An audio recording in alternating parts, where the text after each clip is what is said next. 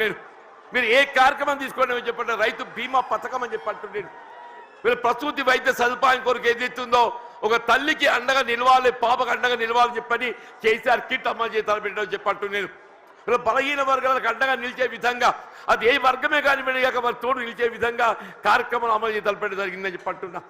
మరి అటువంటి ఒక నాయకుడు, మరి బీఆర్ఎస్ పార్టీ అధ్యక్షుడు, తెలంగాణ రాష్ట్ర ఏర్పాటు ఉద్యమ నేత ఆధ్వర్యంలో ఏదైతుందో ఇవాళ నేను ఏదైతుందో బీఆర్ఎస్ పార్టీలో చేరి వారి నాయకత్వం పనిచేసే అవకాశం నాకు కల్పించినందుకు ఏదైతుందో నేను వారికి హృదయపూర్వకంగా ధన్యవాదాలు చెప్తామని చెప్పంటున్నాను.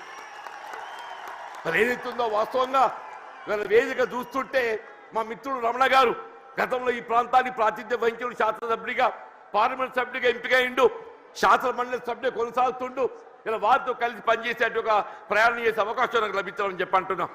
సోదరి దావ వసంత గారు వీళ్ళ జగిత్యాల జిల్లా మొట్టమొదటి జిల్లా ప్రజా పరిషత్ అధ్యక్షురాలిగా ఈ ప్రాంతానికి సేవలు అందించిందని చెప్పంటున్నా. మా మిత్రుడు గంగుల కమలాకర్ గారు గతంలో మంత్రివర్గిగా కరీంనగర్ శాసనసభ్యుడిగా సేవలు అందించిందని చెప్పంటున్నా. మా సోదరుడు కౌశిక్ రెడ్డి గారు అని చెప్పంటున్నాను.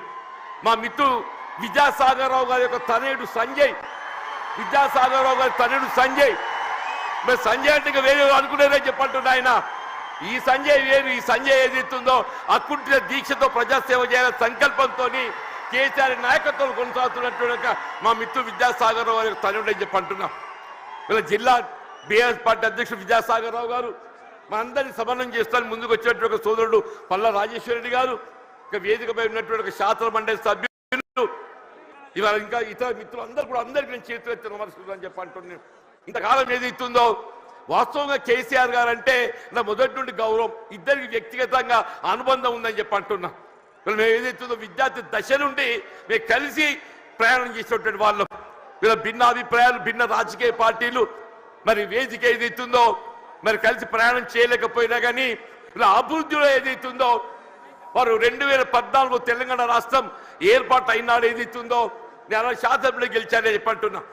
నాపై గౌరవంతో నాకు ఇప్పటికి గుర్తు చేస్తున్నాను. మీకు అన్న బోర్నపల్లి వంతెన అని చెప్పంటూ నేను గోదావరి నదిపై వంతెన నిర్మాణం చేస్తే అటు ఆదిలాబాద్ ఇటు ఉమ్మడి కరీంనగర్ జిల్లాలు కలిసి ఏర్పడతాయని చెప్పని ఒక విజ్ఞప్తి చేయడంతోనే వీళ్ళ మొట్టమొదటి ఉమ్మడి కరీంనగర్ జిల్లాలో వారు మంజూరు చేసినటువంటి ఒక పథకం బోర్నపల్లి యొక్క వంతెన అని చెప్పంటాం.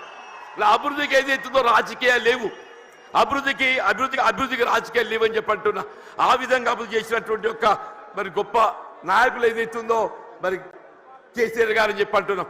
మిత్రుడు కొప్పుల ఈశ్వర్ గారు ఏదైతుందో ధర్మపురి శాసనసభ్యుడిగా వీళ్ళ మంత్రి వర్యుడిగా చెప్పంటూ నేను